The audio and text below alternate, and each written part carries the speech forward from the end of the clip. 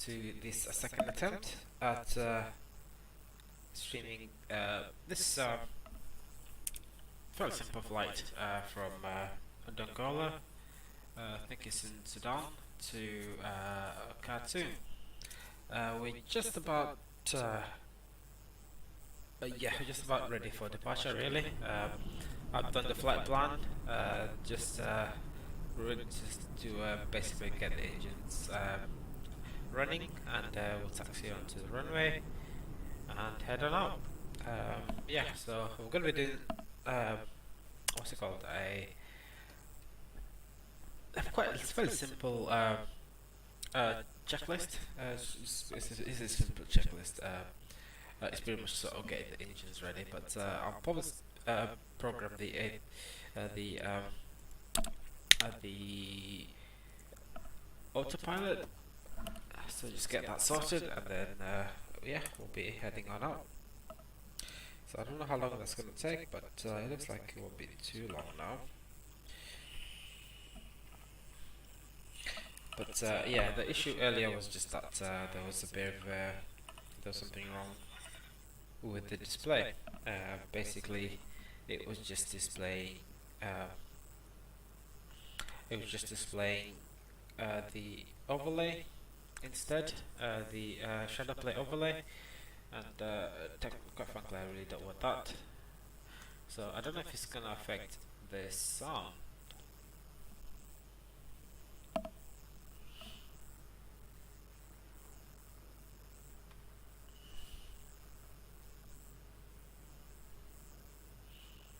There might be a sound issue.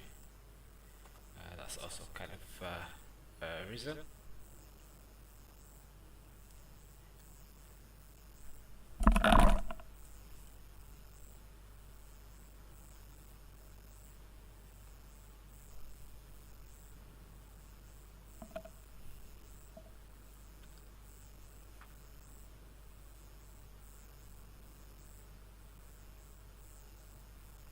Okay, so the sound is very, very low,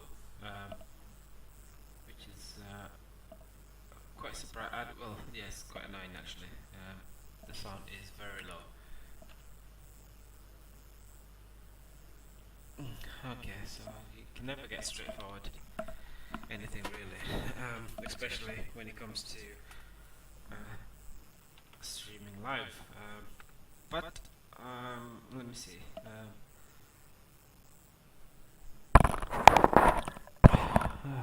I can't seem to get the sound to be as loud as I'd like.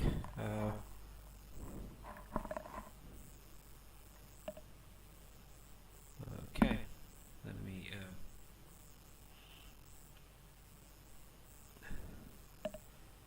Okay.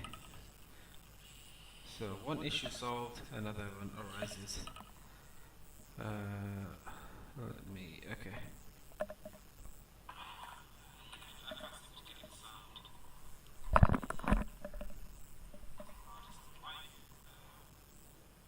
Okay, I'll just leave it here. I won't bother to try and do too much.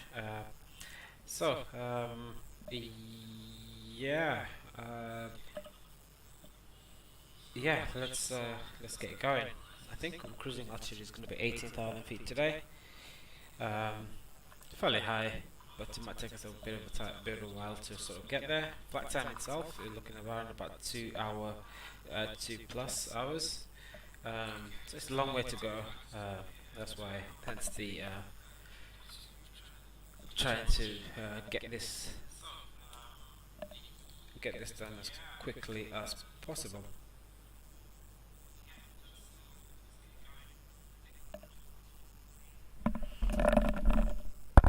Okay. I'm just gonna reduce the sound other places because I've got moderator stream as well going. It's just the channel that I use to sort of handle all the chats and so on and so forth. But here we go.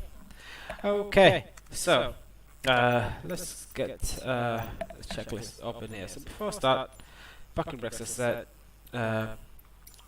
Power idle, the power lever to idle, RPM to max, which is that, and then fuel cutoff. So yeah, just bring this all the way down here, and then let's get the battery master switch on. Okay, Tower Brian Bravo for and Lima then Golf on to the IFR, next. Hotel Sierra Sierra Kilo, ready to copy. Let's get Brian clearance. Bravo for Lima Golf is cleared to Hotel Sierra Sierra Kilo Airport as filed. Take off runway 35 climb and maintain 9,000 feet. Departure frequency is 124.7 squawk tree 077. Okay. Brian Bravo for Lima Golf cleared to Hotel Sierra Sierra Kilo Airport as filed. Good, man. Take off runway 35 climb and maintain 9,000 feet. Departure on 124.7 squawk tree 077. Brian Bravo for Lima Golf readback is correct. Contact ground on 118.2 when ready to taxi. Good day. Okay, so let's get some lighting on. So it's got the tail, the recognition, the tail, and sorry, the beacon. I'm gonna leave the anti-IC on off until we yeah, engines are sort of on.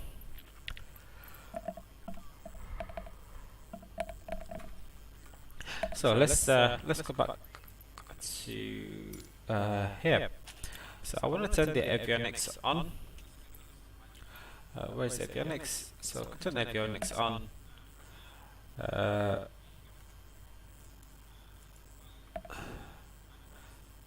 So yeah, external power can come on. It's been a while since I've been in this aircraft, but it's fairly simple, so it doesn't take too long to get used to. Okay, so first things first, let's start the right engine. Okay, condition lever, and that's going to bring it up to 12%. System test. Okay.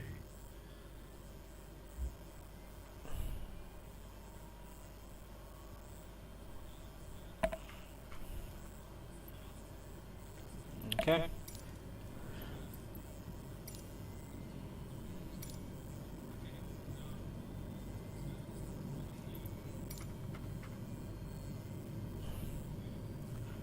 Okay, so 50. We can now turn off the start switch, and then condition lever to high idle.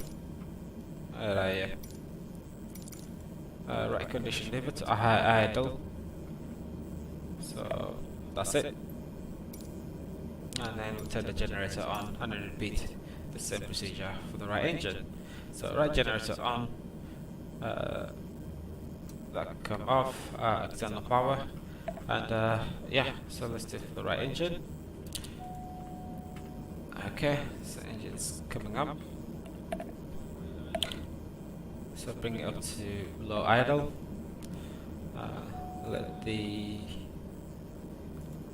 Let it spill up. Angola ground Brian Bravo for Lima Golf requesting pushback. Brian Bravo for Lima Golf pushback request accepted.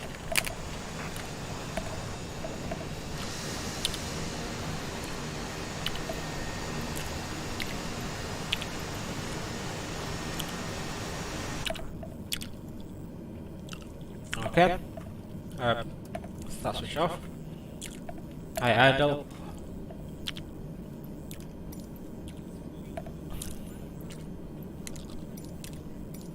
And yeah, that's the checklist complete for this. Now I'll bring on everything else. So generator, the left engine is on.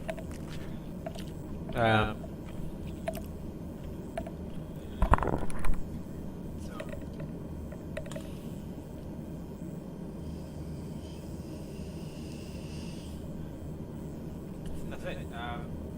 Nothing much else we need to do here. All these strobe lights is to get to the runway.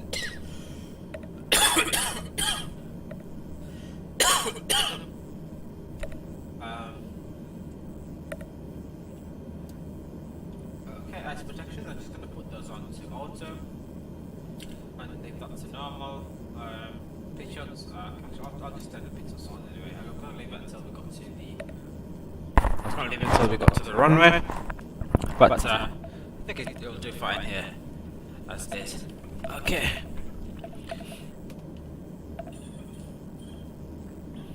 Just going to bring the flaps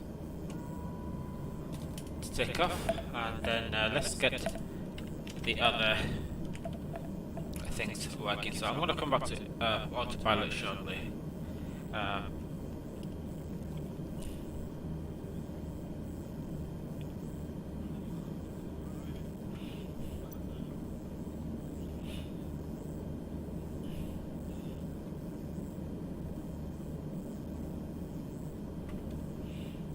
Okay, so this is where I wanted to come to.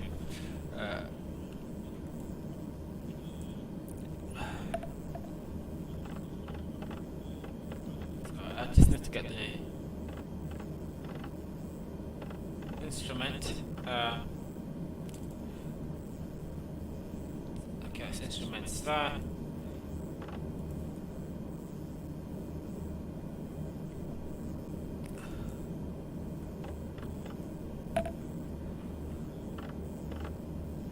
Pilot instrument.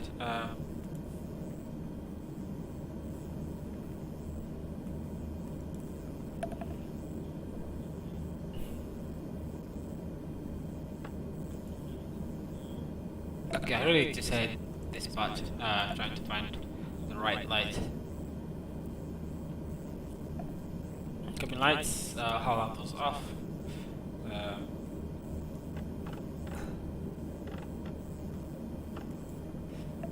Okay, I'm going to leave that as is, just minimal lighting, because it's daytime anyway, so it's just going to have the stuff that I need there. So, first things first, let's bring the flight directors on. Okay. Our altitude, cruising altitude is going to be 18,000 feet.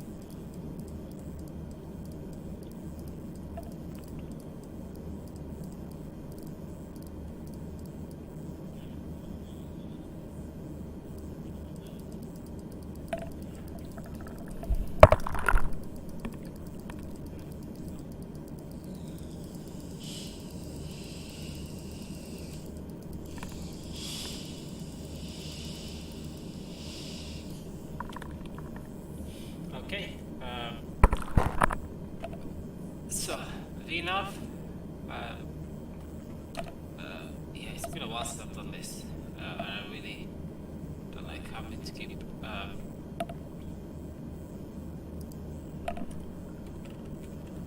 okay, set the barrel.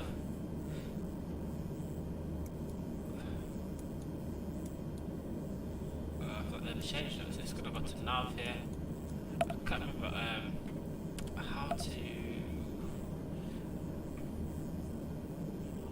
No, stand by now.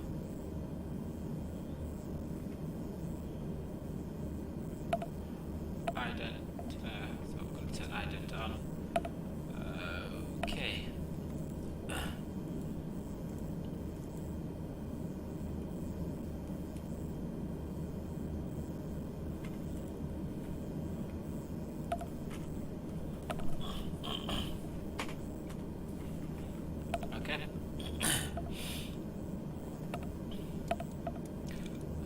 How to, so let's start that altitude. You're done, we can come on. Okay. We don't need half bank, we need full bank, so that's fine. Okay, altitude select, so I'm gonna go for around about 1,200 rep per minute. Cruise or whatever it's called, so yeah, so cruise. Sorry, climb rate. It's going to be to 1,200. Okay. Bring up some more options. Vision. Hopefully, yeah. Wind vector. Gonna have that. Okay.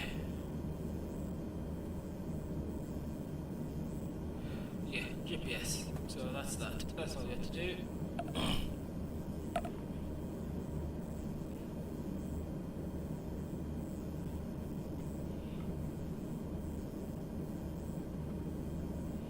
I think that is it.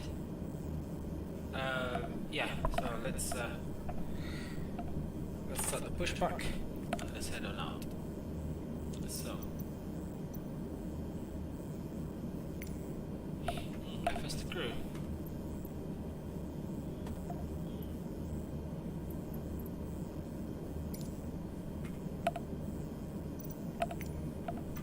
Okay.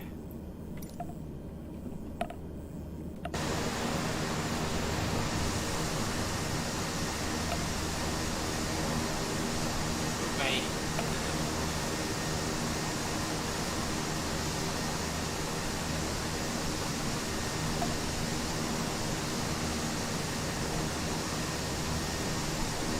Angola ground Brian Bravo 4 Lima Golf requesting the end of pushback.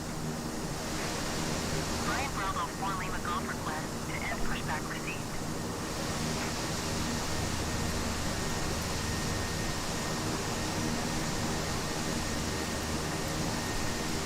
Angola ground Brian Bravo 4 Lima Golf ready to taxi IFR.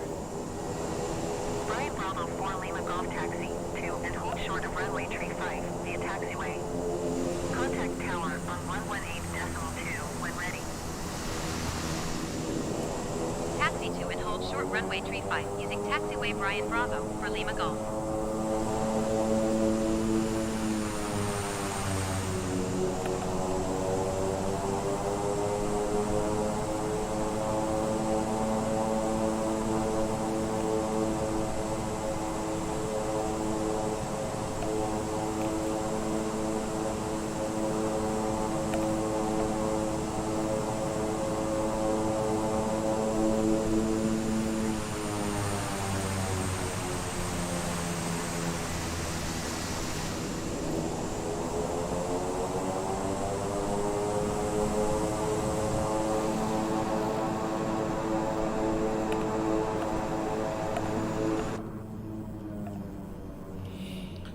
Okay, seems to not want to do that.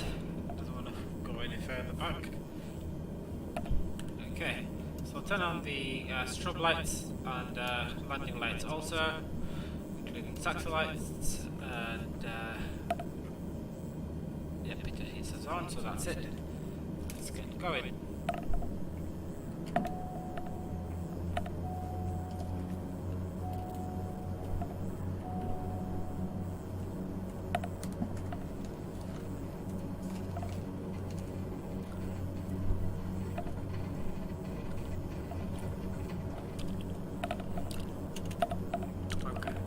Cleared for runway 35. So it's that side.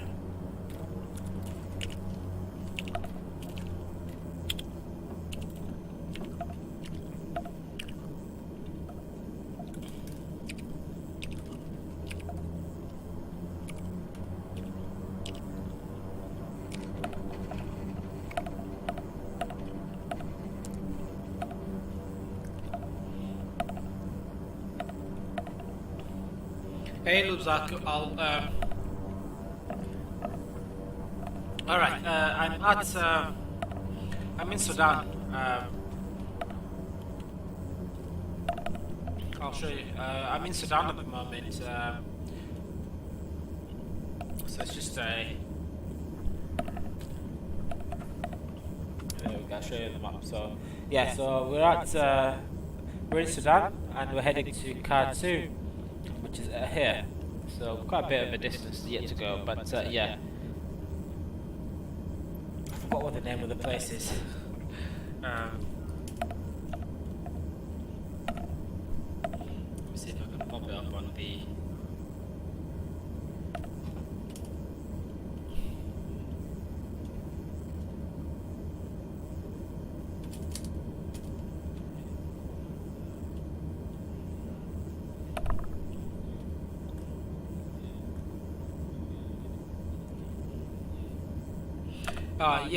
the place is called Dongola loot.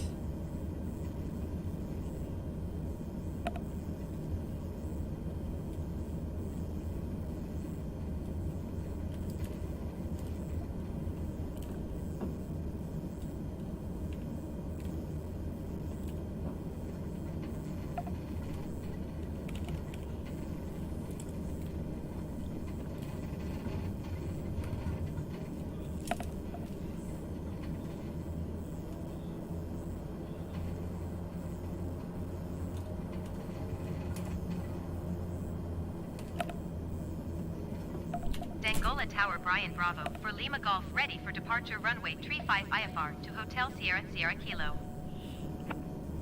Brian Bravo for Lima Golf, QNH 29er.71, wind 016 at 27. Cleared for takeoff runway tree 5. Cleared for takeoff runway tree 5 Brian Bravo for Lima Golf.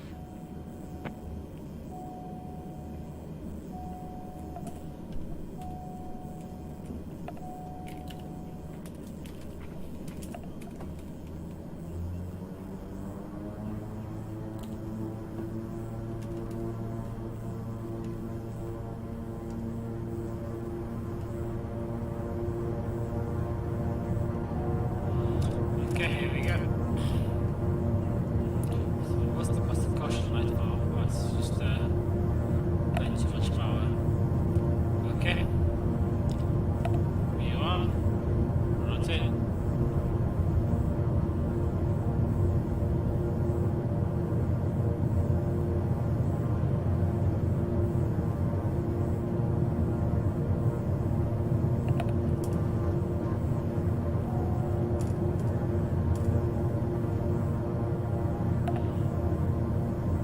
Okay, we're going to set the right turn here. And set to hit so. Okay, let's try to time go.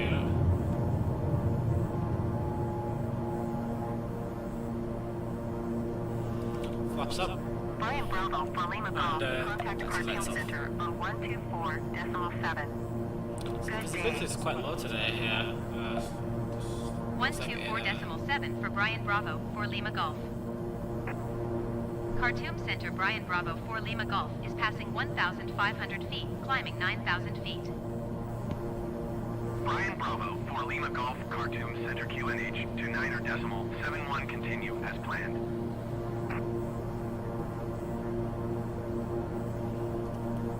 Okay.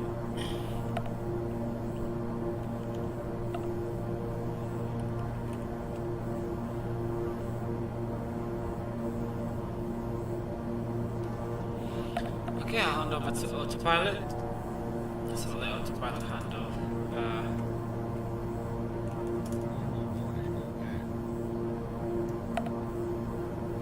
Autopilot can come on now. I forgot to turn the air damper off, that's why. Yeah, that's it.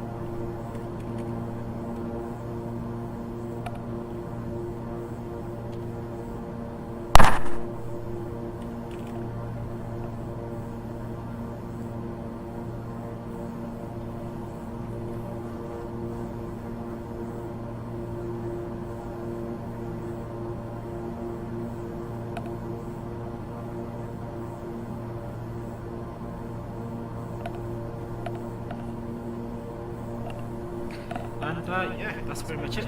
Now just enjoy the lights ahead of us. That's fine.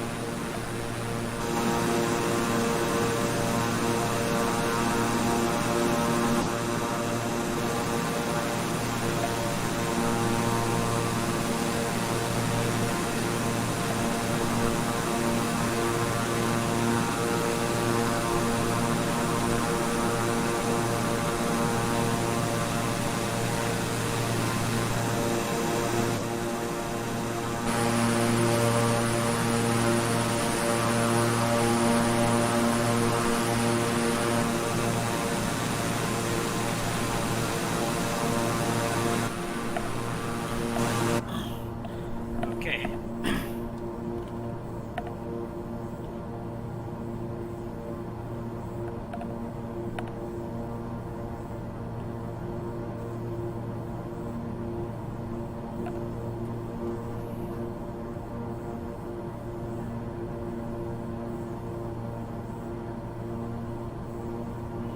So autopilot disconnected there. I don't know why. Well, it's back on now. Okay. Okay, cycle through and just make sure everything is fine.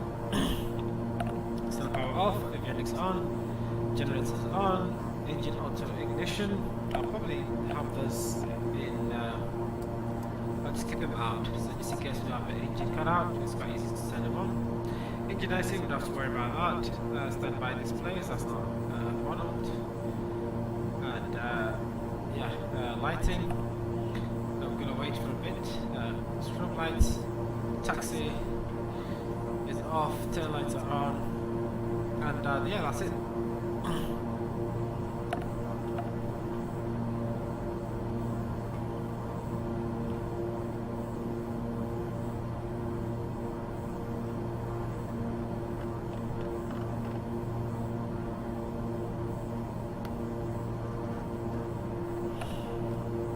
Yeah, and that's it. Just enjoy the flight now.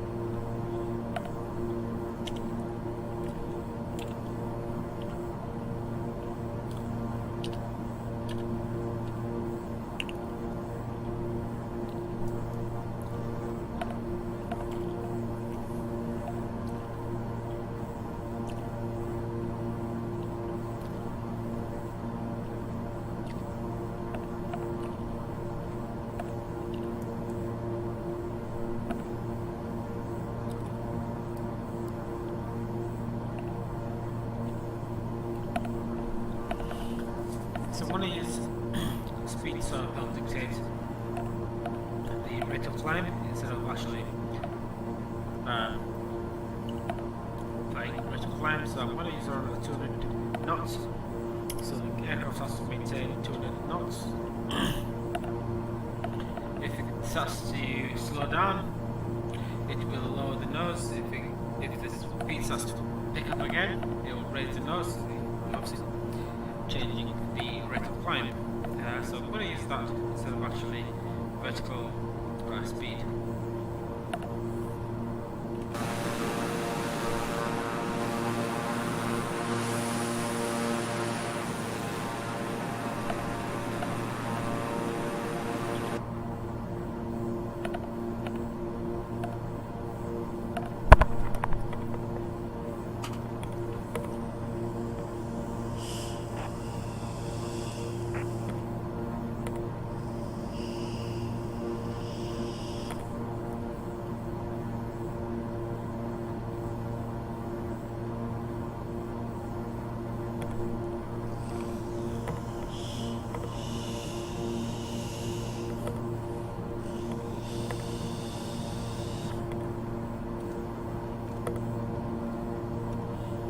Okay, press the 10,000 feet, but now turn off the sorry, close to 10,000 feet, so I'll turn on the landing lights.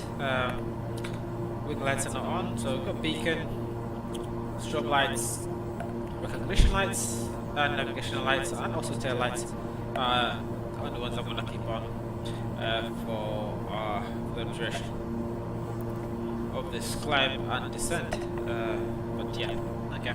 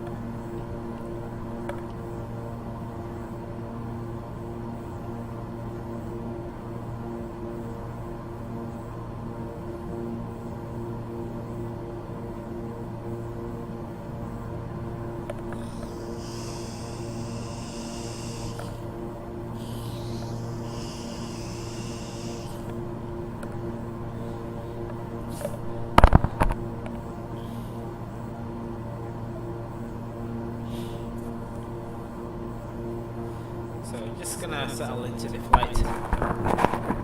It's it's gonna take a little bit of time to get anywhere, really. It's fast, and it's faster than the caravan, but it is slow nonetheless. But yeah, it's a challenge, and it's gonna go straight to there. So I was thinking of actually stopping at this location here to have a look at the dam, but I don't really need to just fly over it. And once I've done that, I will then start to turn back towards Khartoum. But that's sort of what I was planning to do, and we'll see how the flight goes, because it's sort of just winging it, pun intended. Yeah. And that's really it. So yesterday I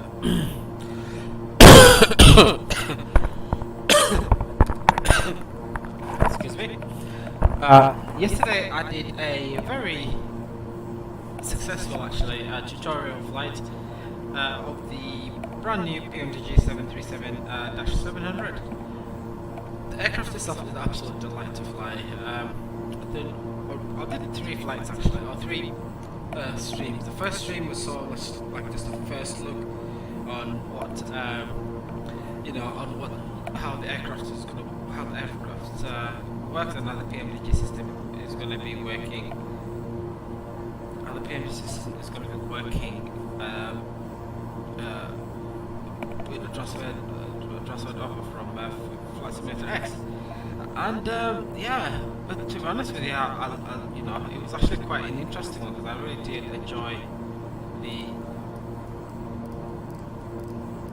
I'm going to change the parameter back to local 2992, and I don't know how to change it from here. Okay, I think I'll do it like this. So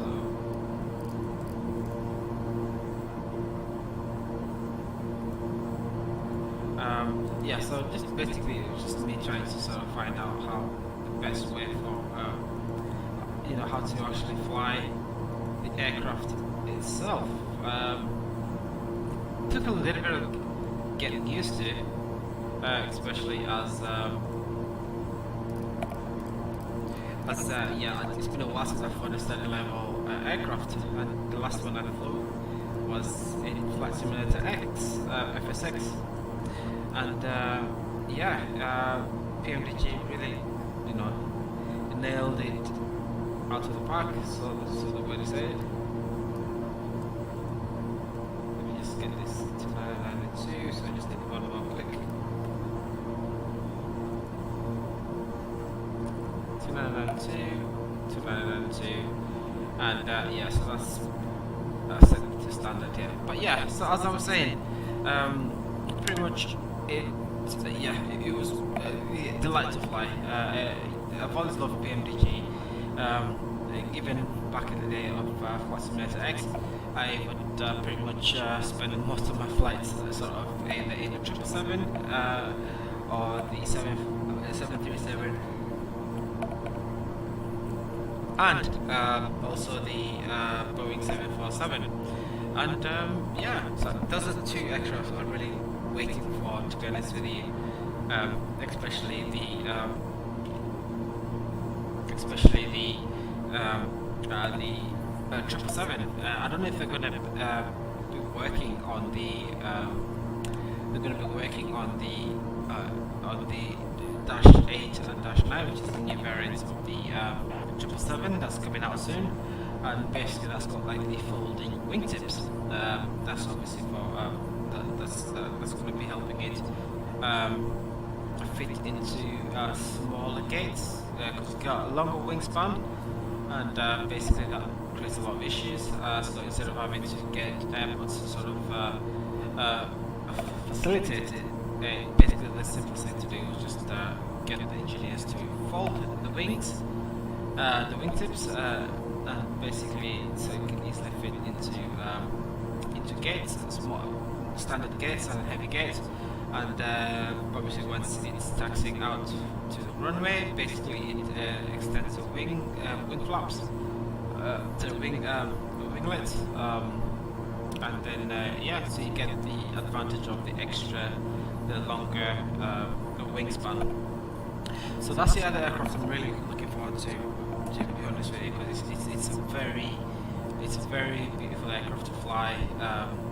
Yeah, it's just a delight. I love the 777. I just love everything about it. The 200 300 series, even the Breaker series. It's just a very well realized engineering. Yeah. So yeah, looking forward to that.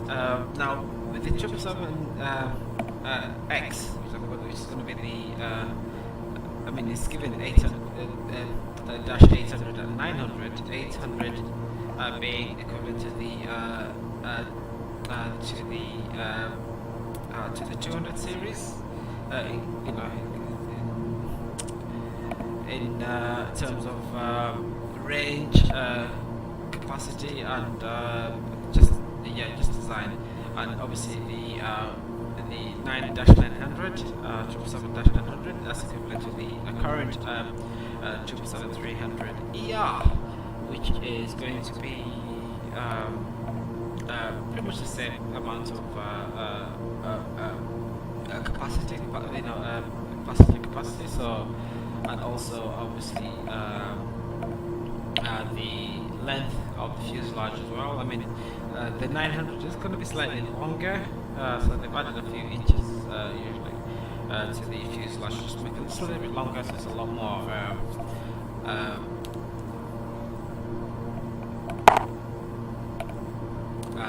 so it can carry a lot more people. But yeah, that's it's a completely new system. I think taking some of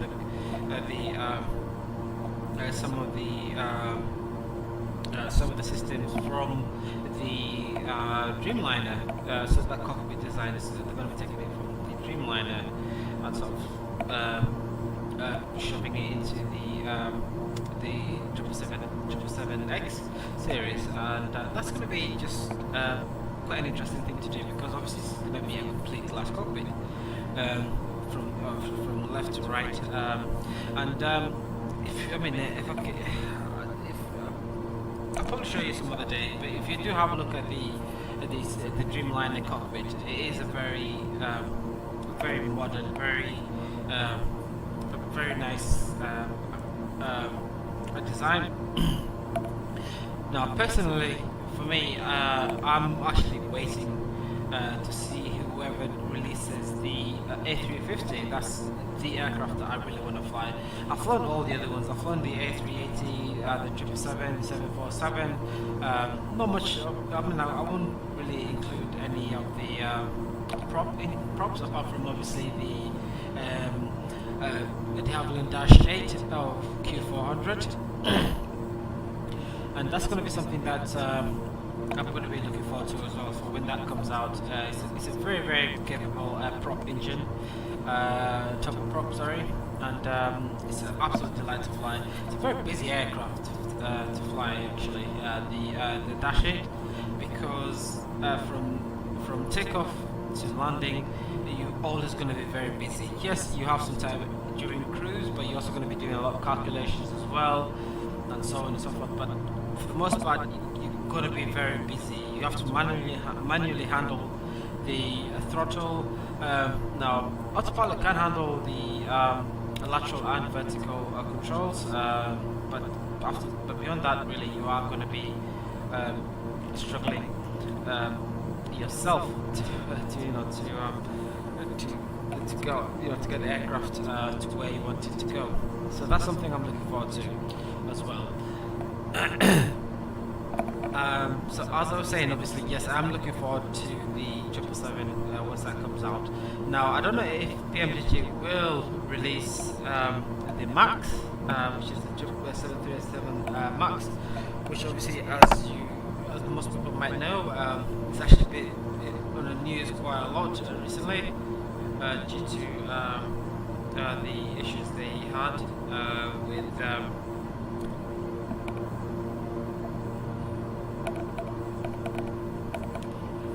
their MCAS system, and that's going to be something that I think they fixed the issue now. And basically, let's take a left hand here. A lot of the aircraft creaks.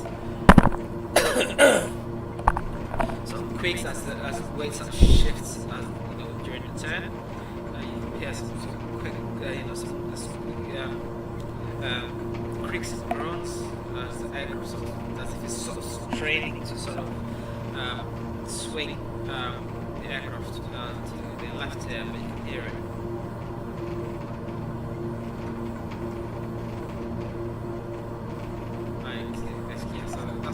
That's actually quite interesting. That's a very interesting thing that they've added. So yeah, we've reached our cruising altitude at the moment, so we're at 200, it's at 18,000 feet, so that's good. So alright. So as I was saying, I'm looking forward to the Max as well, see what they do, because it is also a fairly new aircraft. It's going to borrow some of the class, some of the features that are in the A387, so sort of borrow some of that, the displays, and keep some of the old 737 controls and designs, switches and things like that. But beyond that, the flight display are all quite modern and we're taken from the Dreamliner. So yeah, Boeing is really modernizing their fleet, and I'm just hoping that at some point we will be able to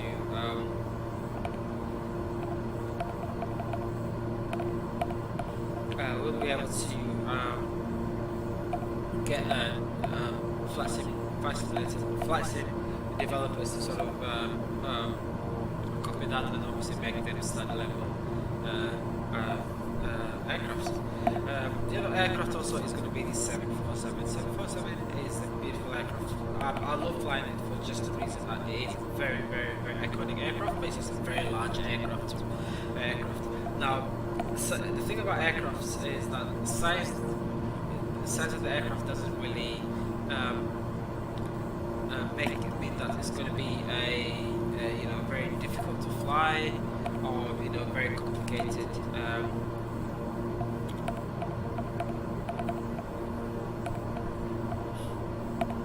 So it's not going to be a very complicated aircraft to fly or anything like that. It's just going to be a little bit slow.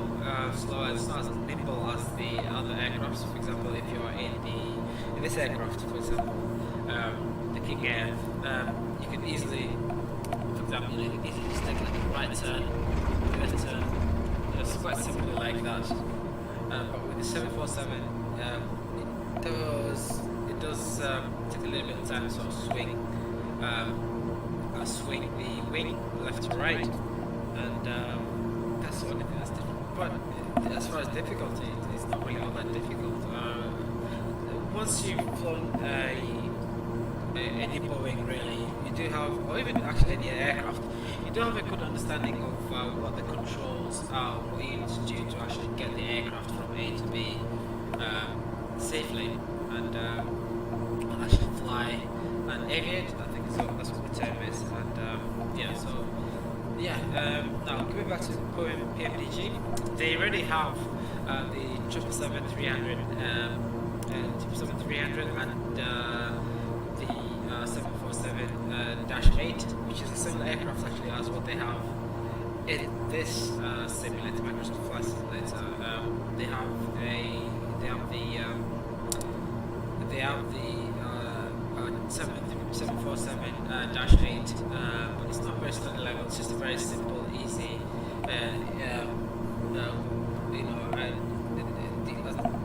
for a default aircraft, it is very good, but it's a very simple aircraft and very simply designed aircraft.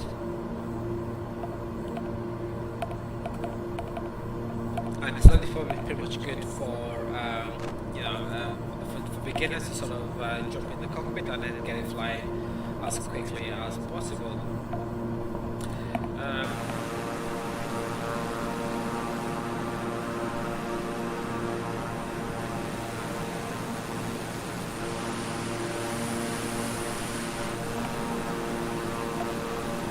So PMDG bringing out a study level aircraft is going to be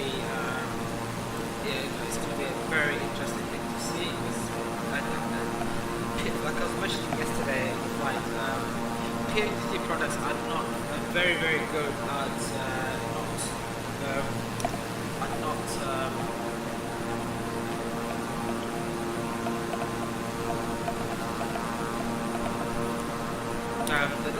they're very good at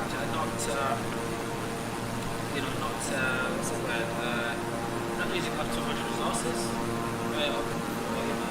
Basically, you don't get a very large hit on the performance, even though it's a very, very complex aircraft.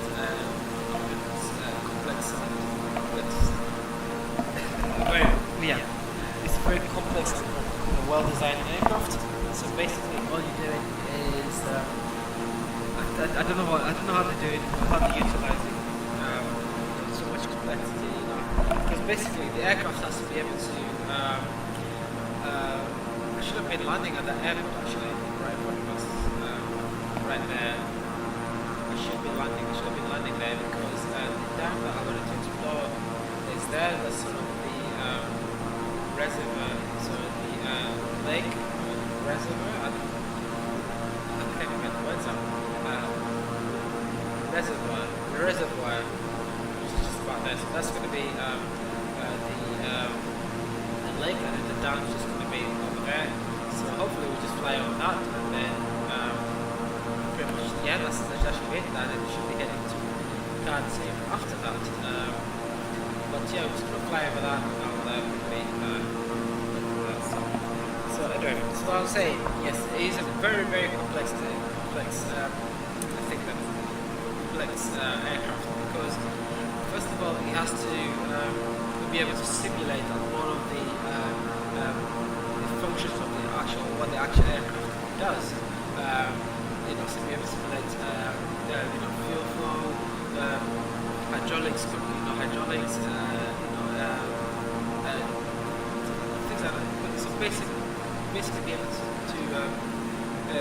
to be able to do what a real aircraft can do. And obviously these factors are sort of help. So these factors obviously affect how the aircraft performs in air. For example, if you're very heavy in fuel, or if you put fuel on one side, or if you put more fuel on one side to the left, the aircraft will dip to that side, and so you have to use the product sort of trim to level it out, so things like that. If for example you're flying next to a mountain, there's a slight there's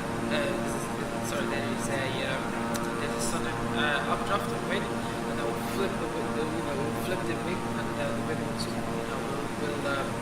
So it's a very complex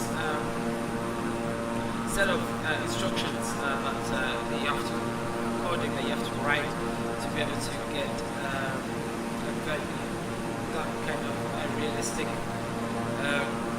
response. And PMDG have been really good at it. So but even FS6 was very simple in design as well. It's a 20-year-old, pretty much 20-year-old game right now. I think it was 2006. So yeah, coming to 2 years, 20 years already. And basically,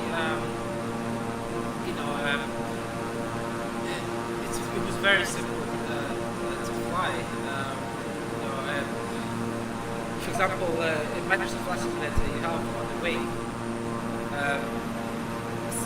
Just imagine invisible sensors, sort of just 3 or 4 inches apart along the wing, which detect wing, which are detecting wind from different angles. But with Flight Simulator, I think it's just one sensor, so to say. It's not sensor, what the word is, but basically exactly a single point of contact on each side of the wing. So it's very easy to fly. So I think people compare it to flying on rails. So it's very easy to fly. But with Microsoft Flight Simulator, someone really done a lot of work to make it a lot more realistic. And recently, with the World Update 9, they've also included some features of the propellers and made it a little bit more realistic, and you get a better top reaction and things like that. But anyway, so that's what I'm saying with PMDG. It's very complex, and it's just very interesting how they actually make it so easy to fly. But anyway, so here we are. This is, I don't know what dam this is. Let me bring up the map.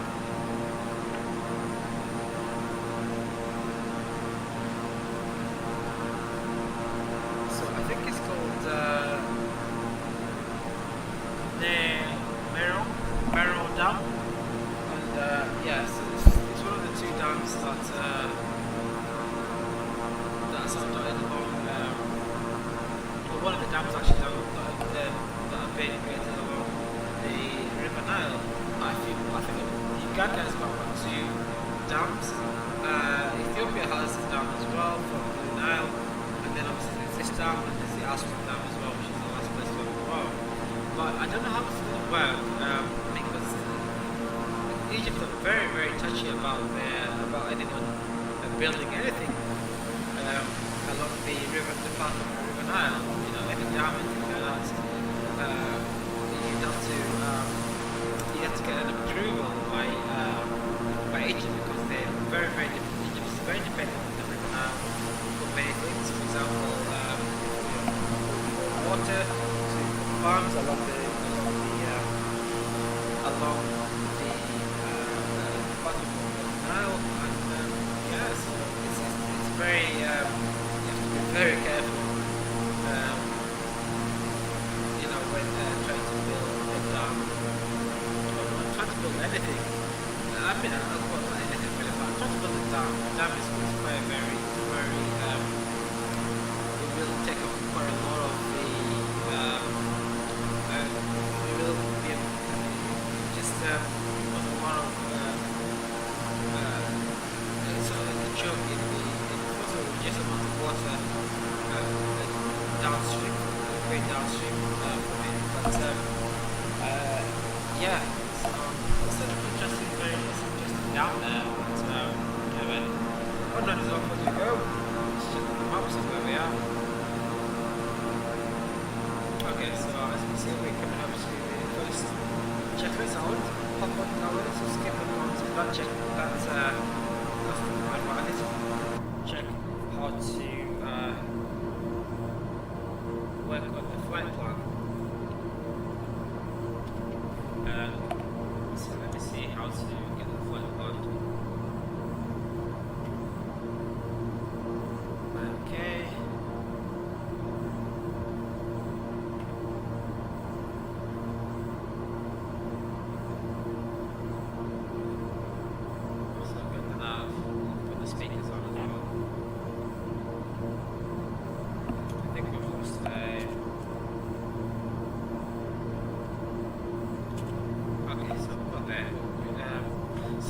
To edit the flight plan from here, because it seems to be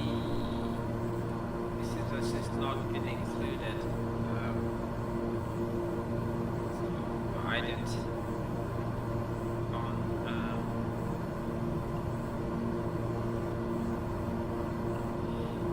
okay, so I don't think we can actually edit the flight plan, so I can't really change the flight plan to something that I'd prefer.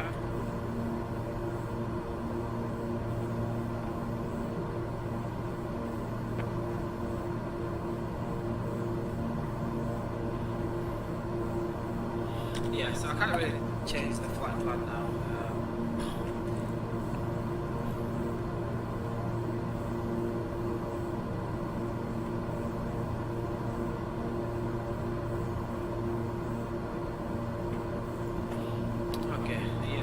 Change the flight plan unless there's a menu button here. There we go. So let's bring up the menu here and active flight plan. So let's go to direct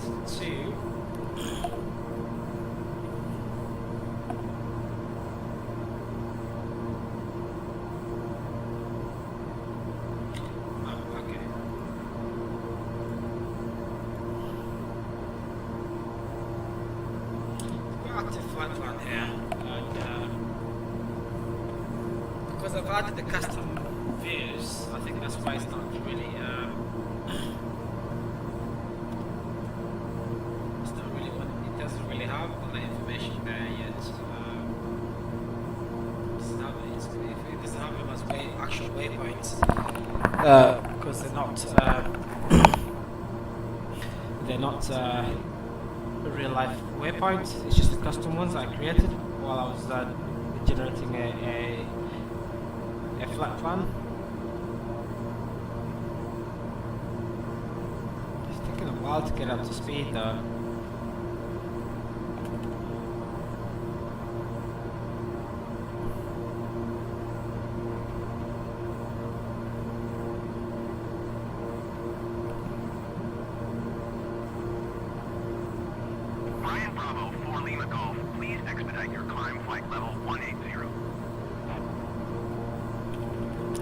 Okay, so to give me some nonsense here. I'm already at 18,000 feet, 180, and it's still giving me nonsense. So hopefully, I thought they had fixed that, but by the sound of it, they haven't. So I'm just going to ignore him if he keeps asking me to do so.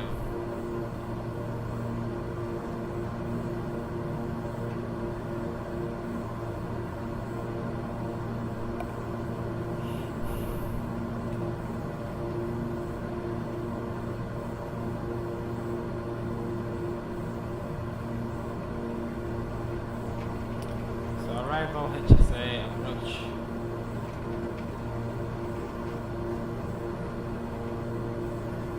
Okay. Brian Bravo, 4 Lima Golf, please expedite your climb flight level 180. All I'm going to do is I'm going to go to 181. Yeah, 181, and I'll flight level change here.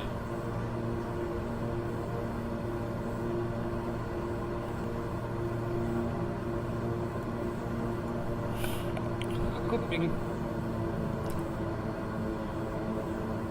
It's alright, I have 11 maximum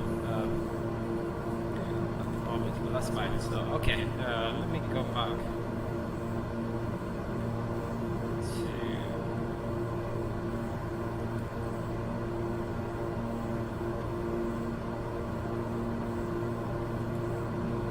Okay, let me.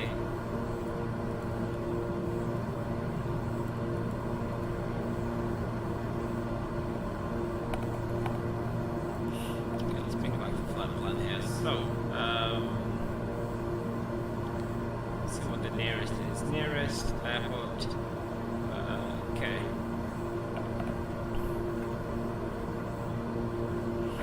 The airport we're going to is HSSK.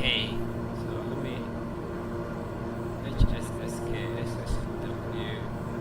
This is not what we're looking for.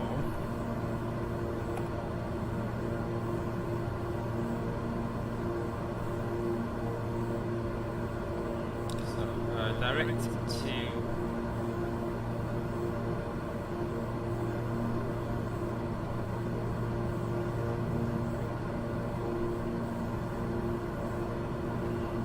Okay, that's probably the best way we're going to be able to do that. So let's activate that. Oh no! Well, anyway, unfortunately, the stream sort of just cut out there. So there's a bug that needs fixing. But anyway, I'm just going to end the stream there. It's been. I'm not going to bother trying to restart it. But yeah, sorry about that. It's a very common thing, especially for Flight Simulator, to always, well, sometimes just crash the desktop. But yeah, we'll have to pick this up at another time. Till then, thank you very much. It's been a pleasure having you guys with me. Thanks for the likes, thanks for the interactions. I always appreciate it. It's very, it's I'm very glad that you guys interact with me. So, but anyway, with that said, thank you very much, and see you all in the near future. Thank you. Bye bye.